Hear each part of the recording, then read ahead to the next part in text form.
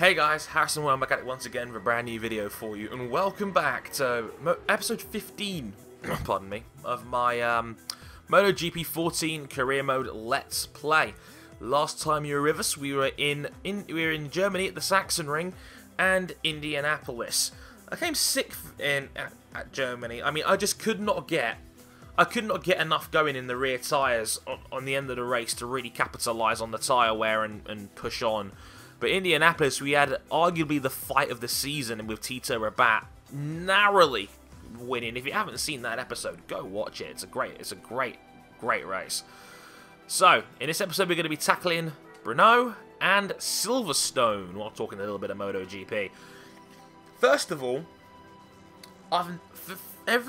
want to talk about this, I forget to talk about it in a MotoGP episode, but I keep forgetting to plug this. And I really should. It's one of those things where I keep forgetting to bring it up, but I have my own radio show talking about MotoGP now. It's on Downforce Radio, and it's called Bike Live. You may have heard me talk about it on Twitter on now and again, but it's a great show where we talk about all things bikes. So MotoGP, World Superbikes, British Superbikes. Even some Speedway we're now throwing in there as well now a little bit lately as well. So it's hosted by me and a couple of other guys from Downforce. Lewis Sotheby, who is a really cool guy, and Rebecca James, who is a total bubbly Midland sweetheart. So if you like Midland girls as well, then I think you'll like this one as well. But it's a really great show. I love being a part of it. It's under the Downforce Radio banner. You may know that name because Scott Woodwiss works for them now as well. He does a lot of commentary for them, as well as the occasional appearance on their other shows like Pitboard and what's the other show that they're on? Downforce Debrief and all that good stuff. So I'm on Bike Live. The show goes out live on a Friday night at 8 PM, but you can catch the whole thing on their website on demand at Downforce Radio. Just Google it. I'm sure you'll find it. Yeah, it's a really great little thing. I'm proud to be a part of it. It's a great show. I'm really proud of it. So if you could check that out, that would be fantastic. I'd really appreciate it. It would mean a lot to me and the show, because we're hoping to get some really cool guests on in the future, like Carl Fogarty, who the multiple World Superbike champion, one of my favourite riders growing up. One of the guys that really got me into bike racing. He was a genius in World Superbikes. Shame his MotoGP career never really worked out. I think he came over a bit too late for that, to be honest. But it's a really great show, and I think it's only going to get bigger and better. So, whoa, Jesus. Got a nice run out of that corner. Look at them, people are passing down this back straight.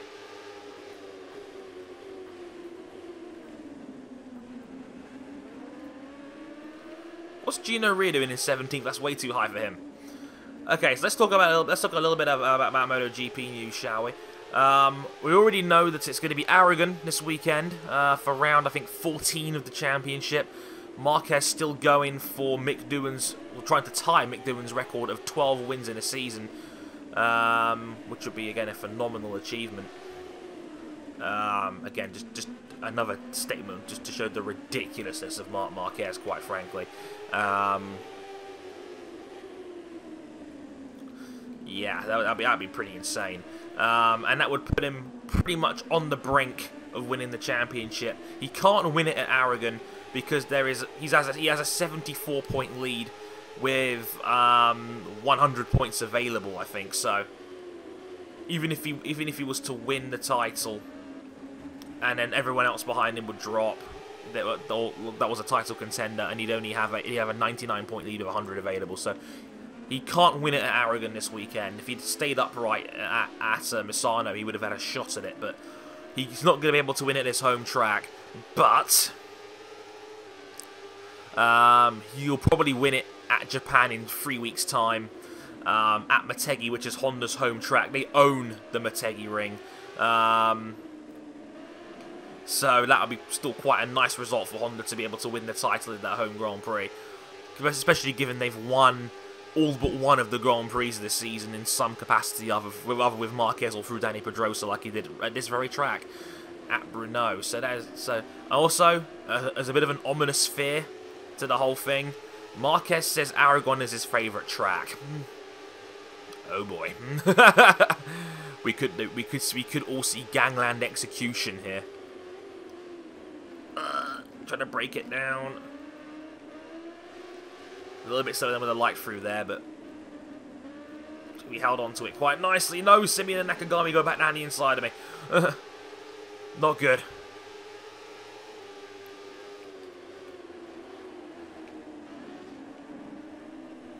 Oh, bumped Nakagami off a little bit there. Bit of dirt bike star race in there. Also in the top class, Nicky Hayden is coming back for Aragon. He spent the last 3 races out with a wrist injury, but Hayden is finally fit again and ready to go at Aragon. So great news to hear that Nicky Hayden will be back on the field again. But I wonder now if this is going to be his last season, because we now already know that Aspar confirmed that Eugene Laverty will be joining them next year from World Superbikes. So I'm wondering who loses their job, Hayden or Ayama. That's going to be an interesting one. If I had to say, it will probably be Ayama, because Ayama's top flight career has never really taken off. Only a couple of top 10s to really speak of. Whoa. Sausage curbs, as you do.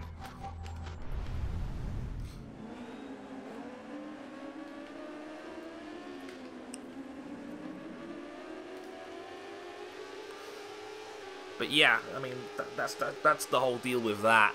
I mean, so I don't know who loses their seat between Hayden or Ayama, or whether Aspar just run 3 bikes. I don't think Aspar have the money to run 3 bikes, so I think Ayama gets the chop. To be honest, I'm not seeing anywhere confirming that yet, mind you. So we have to wait and see. Well, Maverick Vinales is leading. Excellent.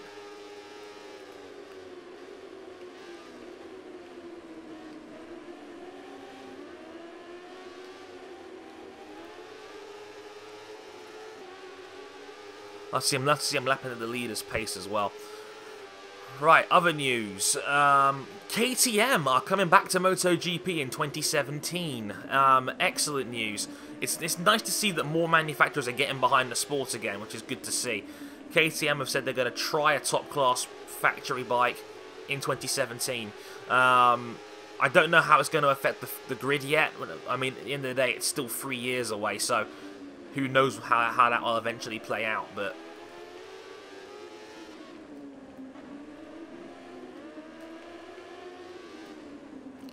overall, it's really nice. It's nice to see more manufacturers are slowly starting to find their way back in.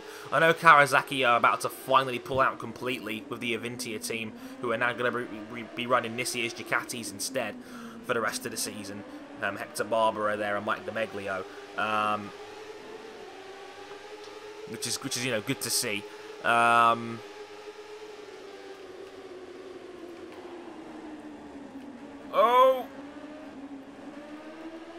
Take that, Cortese.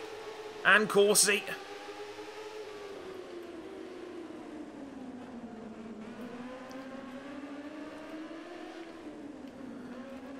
I just passed like 4 bikes at once. I'm a gangster. Other news, Danilo Petrucci might be going to Pramac Ducati next year. Pramac is quickly becoming the team that no one wants to ride for anymore, which is amazing when you consider that they actually have a factory Ducati under their wing right now, with Iannone on the way out to the factory team, and obviously Crutchlow going to LCR next year. They have a factory Ducati there waiting to be used, but nobody wants it. Which I find amazing, quite frankly.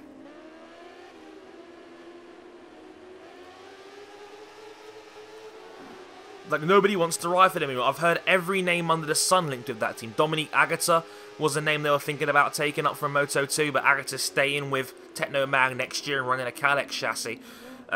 Scott Redding's name was in the discussion. Stefan Bradl's name was in the discussion. All of them have said no and have gone somewhere else.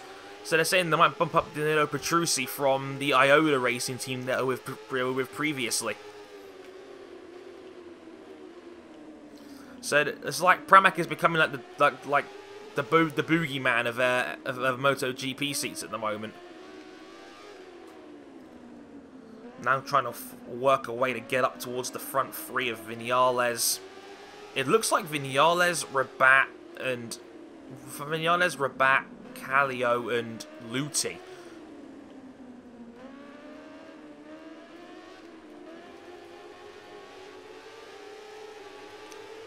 Oh god, Agnes coming through.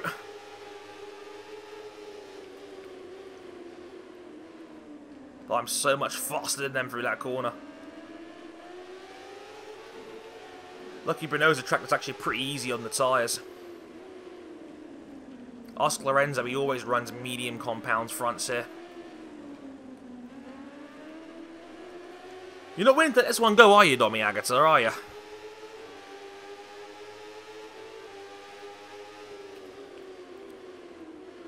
Also, there still might be a lot of talk that Marco Melandri ends up back with Aprilia next year in MotoGP as well. You might remember him from his days with Honda and whatnot, and the Gresini team in the past.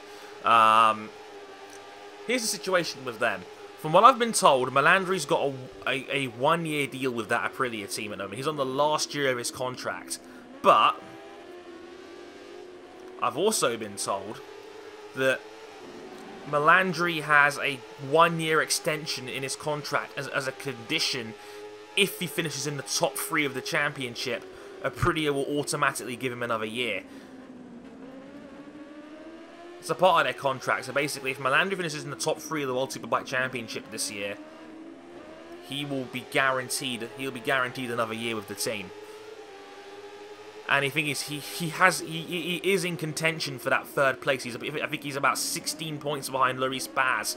Another guy hinted with a MotoGP run coming soon, apparently.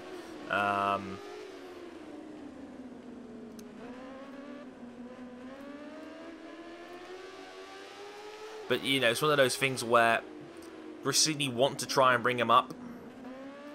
And Aprilia still wants him on.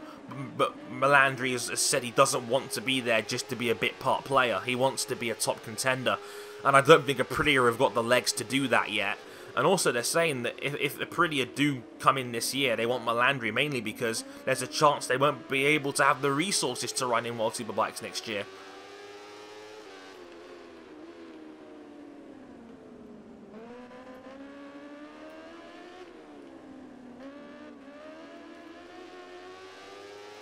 So, you know, there's a lot of talk about what could happen. I mean, I've seen Loris Baz has been hinted with that seat for a little while as well now in World Superbikes. Apparently they're very high on Baz, and MotoGP really want another Frenchman in the top class. I mentioned this before. They were pushing hard behind Johan Zarco for a little while, and that didn't work out either. But yeah, we just come over the line in 5th. We narrowly beat out Dominique Agata. Yeah, the guys in the front 4 were just too damn fast.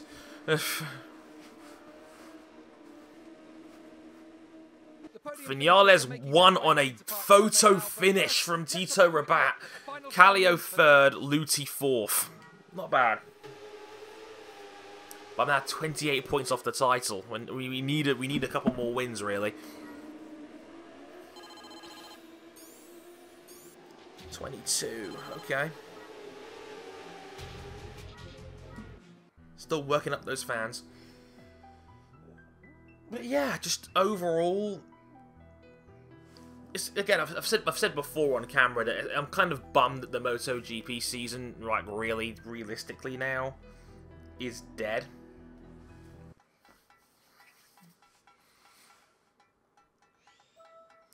Because, you know, the main thing that was intriguing about the season was the possibility of of Marquez going the whole way and winning every race this season. And when that didn't happen at Brno, because of the wheel spin problem that he had, that pretty much killed it as a season, you know, unfortunately.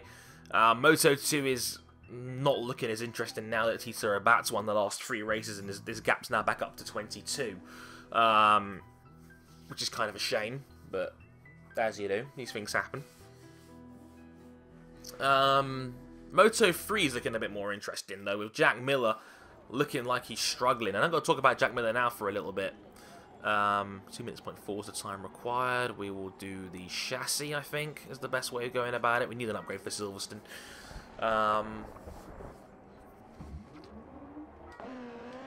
But yeah, like I said, I'm kind of a little bit gutted about that, really. And yeah, talking about Jack Miller for a minute. It was announced last week that Jack Miller to MotoGP is official. Jack Miller is jumping. He's jumping Moto2 altogether and going straight to the top class with LCR on a 3-year contract. Guaranteed he's spending 2 of those years on a production Honda. And God, this bike feels so much nicer to turn in all of a sudden. But yeah, overall, I think it's a bad idea for Jack. I really do. I mentioned this a little bit before in the last episode, but it's now official. I don't know what he's thinking. I mean, even Marc Marquez came out and said, well, I don't know what he's doing. Like, I don't know why he would do something like that, because it's a huge leap up to come up from 60 horsepower Moto3 250cc bikes to a production Honda that can go 210 miles an hour and is capable of, you know, 250 plus horsepower. Like that's an enormous leap. And Jack Miller is not that experienced. I mean, Miller has had only 50 races in Moto3, period. He was in, I think, the last year of 125s before, as a wild card, before coming in full time when Moto3 was inaugurated in 2011. And he's only really had a winning package for 1 year with KTM. He's part of the top KTM package in the field. And I think that Honda has got a bike which is more of an X factor on certain tracks, like the one we're coming up to, Aragon, where their bikes are so much faster in a straight line than KTM's are. And Miller's only got a 9.8, and to be honest with you, I don't even think Miller's the best rider in that class. I think Alex Rins is the best rider in Moto3 right now, pound for pound, in terms of racecraft, in terms of speed, in terms of experience. I mean, Rins was 1 bike length away from being the reigning champion. He was very unlucky not to win the title last year, to be honest.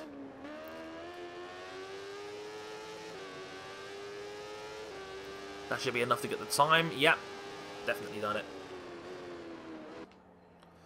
159.5, excellent. And I wasn't even going close to full out on that one. So we got the chassis upgrade in the bag. Let's go to Silverstone.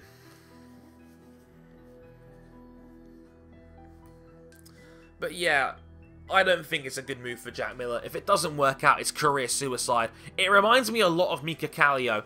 Kallio was a guy that he grafted and grafted in Moto3 and Moto2. Well, back when it was the 125s and the 250s even, actually. You know, he had a short run in MotoGP with the Pramac team. And Pramac's team was not very good. Period. I'm kind of bummed out, really, because Kallio came 15th and 17th in the World Championship the 2 years he was in MotoGP, and it ruined him. Kallio's now got no chance of ever getting back into the top class now, because no team's going to take a punt on a 31-year-old now. Kallio's 31, and he's not got the experience. I feel kind of bad for him, to be honest, because, like, the Pramac team was nowhere back then compared to where it is now. And it kind of ruined Kallio because, like I said, teams are going to take a chance on someone younger instead. I mean, it's already been confirmed. Kallio's going to Italtrans next year alongside Lorenzo Baldassari. But it's just like, eh. And, like, you only really get one chance in MotoGP. And if you get kicked out of the tier, chances are you don't come back. It's similar to Formula 1. Like, Adrian Sutil was very lucky to get a second chance with Sauber when he was kicked out for glassing somebody. And, you know, he was let go for not being particularly impressive. I mean, Sutil's never been particularly impressive in Formula 1. But again, he got away with it for a lot of the time.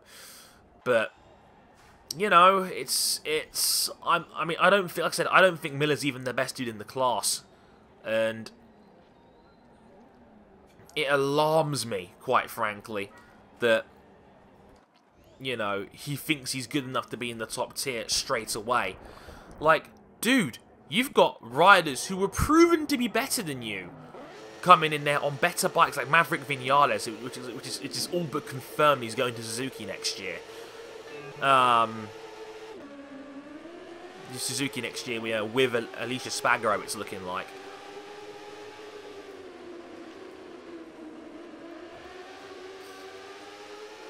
So it's like, I don't see the gain, because if this doesn't work out for Miller, he'll be like 22 years old, and he'll be in Moto 2 with everybody else. And I've always said Moto 2 is the tier where talent goes to die, because there are so many good riders in Moto 2 who would kill for a top class seat but will never get there because there's just not enough bikes.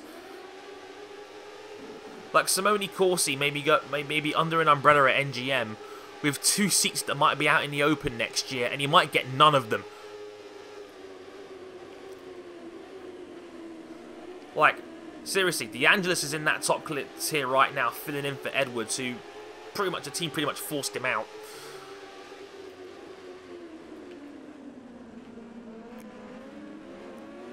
Whoa. Oh! Back into DeAngelis there.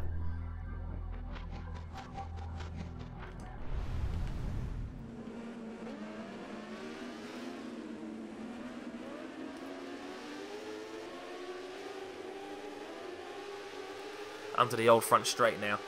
But, you know, I'd love to hear what you guys think of the Jack Miller switch. Because I put a column about it on my website. If you go to harrison101.com and look at the blog section, I wrote a blog it was a blog called Jack Miller's Career-Defining Gamble.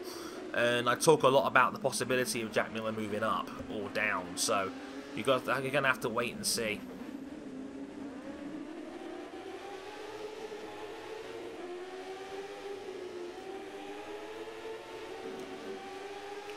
But yeah, up into 9th place already now. This is looking quite good for us here.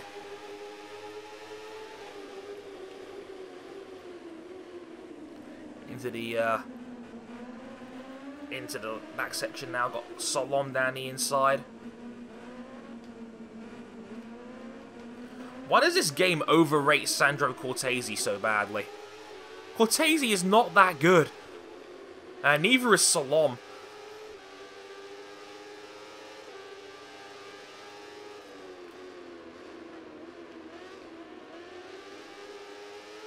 But I love Sills. It's one of my favourite tracks in this game, though.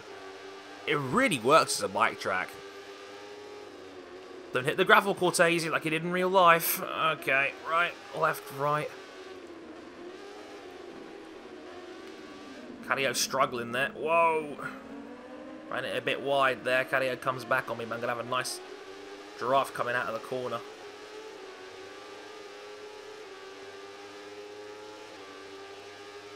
Down the back straight. Towards Stowe, I think.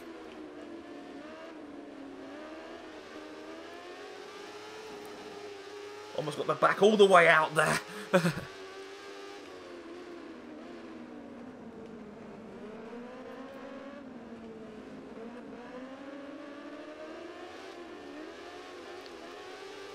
I'm pushing this bike now into places where I wouldn't normally be able to push it. The new chassis definitely helped.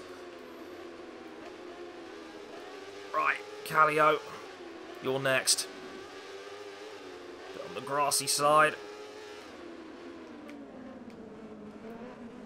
Oh, I'm so scruffy right now with this thing. That's the hairpin that Rabat beat him for at Silverstone earlier in the season.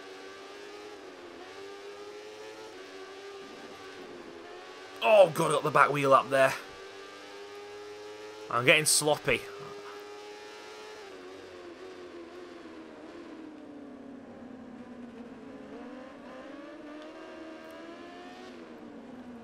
Okay, let's try this again.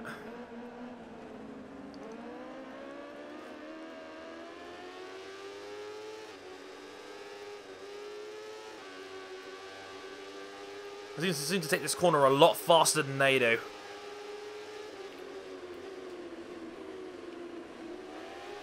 And if anything, Caddio is actually catching up to the back of Luti, Vinales and Rabat now.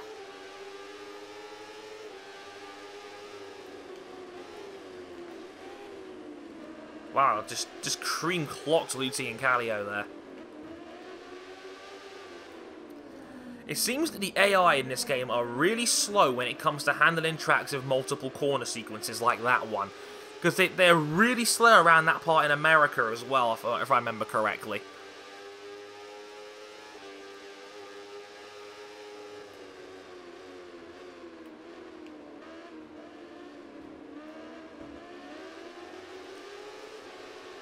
Vinales goes the long way around, wow.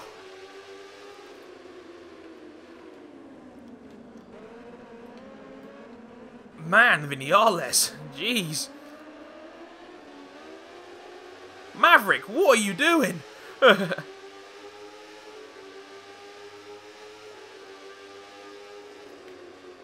We could be having another fun scrap on our hands here.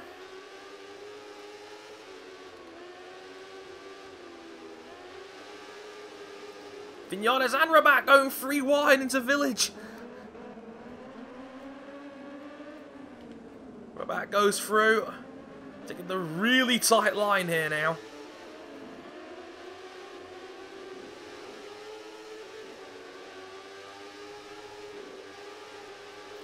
Going off-road, going back on the track. This is just carnage.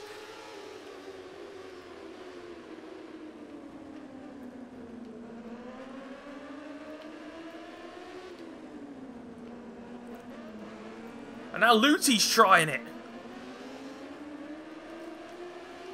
Luti, this is not your fight. There you go, it's that corner again.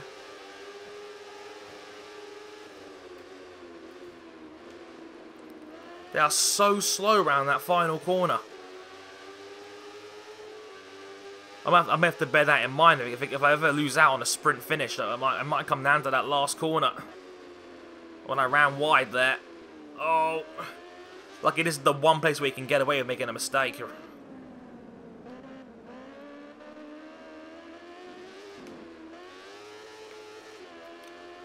Back out again there, that was pretty nice. Right, 2 laps to go.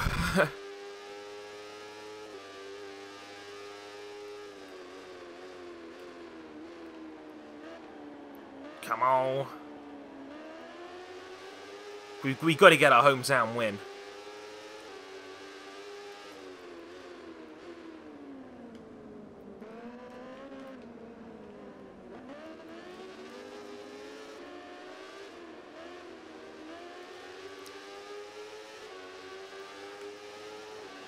Rabat is now on me like a hawk.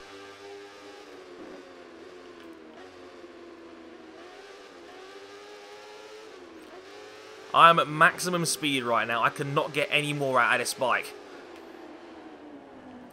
You gotta remember, because I changed teams early, I lost out in the development race compared to these dudes.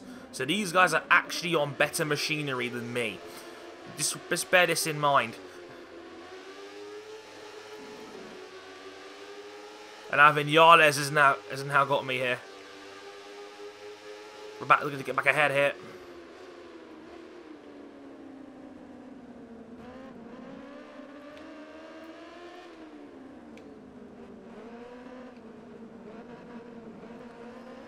Anti-cut, whoa!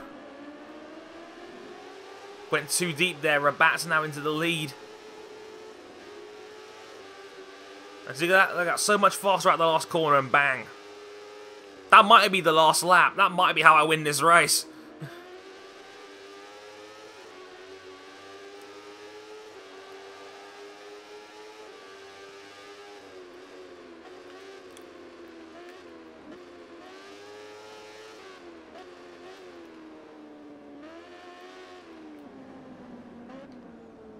Come on.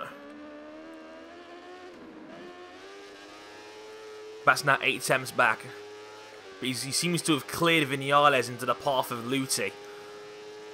Looks like my biggest threat is going to be Rabat for this Grand Prix.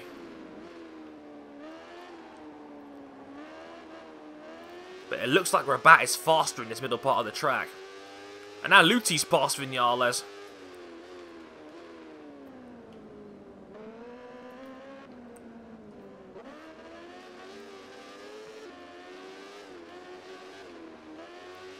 Okie doke.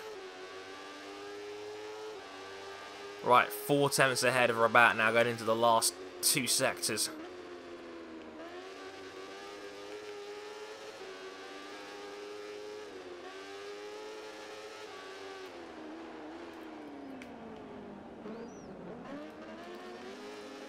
Whoa, almost lost it there.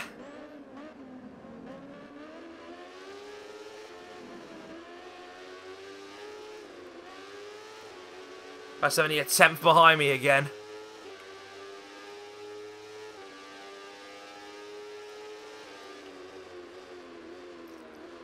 Two corners to go.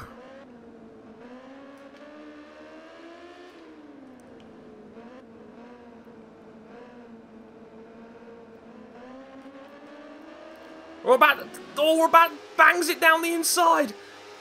You cheeky fuck. Oh, and he parks it there. He goes around the outside. Yes, and we take the win over Tito Rabat. Oh, Rabat was clever. He parked that bike right on the apex, and I mean, knowing that I was going to be faster, but his run out of the last corner was so slow. I was able to pip him out of it anyway. Wow, that was a fantastic finish. But we get the win over Rabat in second, Maverick Vinales third, Mika Kallio fourth, Thomas Luthi fifth, Agata sixth, Cortese seventh, Salom in eighth, and Simone Corsi in ninth. Still 23 points behind Rabat in terms of the championship. I need to start taking bigger chunks of points out of him, but Rabat is so good in this tier, it's ridiculous. Up to level 23, and even unlock Bradley Smith! Hooray! Just what I wanted to unlock.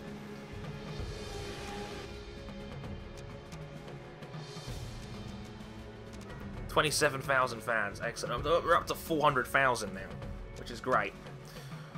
Ugh, that was a tough one. That was a hard-earned win. Because in many ways, Rabat was faster.